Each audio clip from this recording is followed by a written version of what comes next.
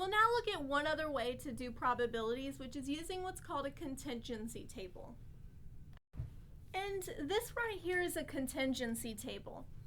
Essentially, it's a way to organize complicated information.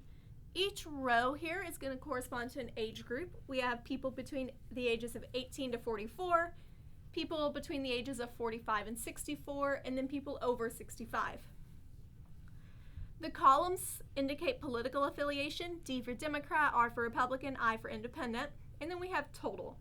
So we interviewed 300 people in different age groups and asked them about their political affiliation, and this table helps us keep things organized so we can compare things.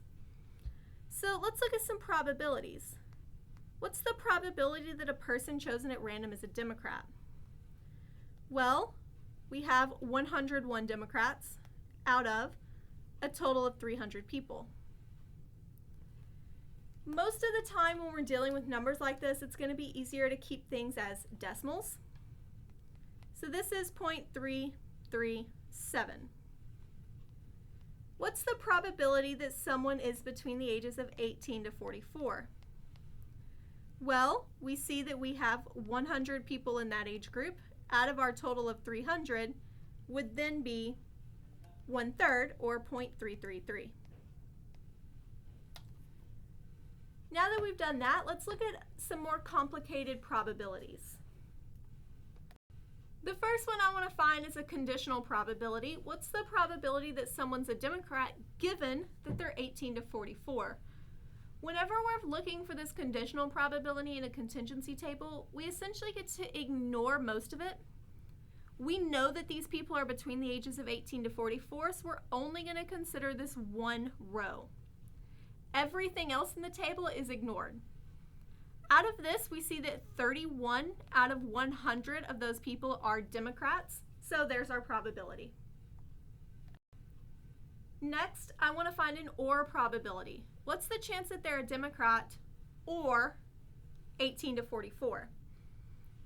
Well, Democrat goes this column, and 18 to 44 is this row. So we see that total Democrats are 101. The total number of 18 to 44 is 100. However, you'll notice this 31 in the upper left corner, we've highlighted twice. So we actually need to subtract out one of those over our total of 300 people.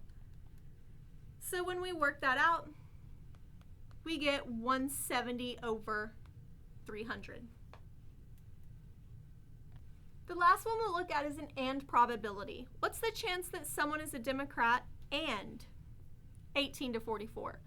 So the ands are actually probably the easiest because we just have to find the square that corresponds to what we need.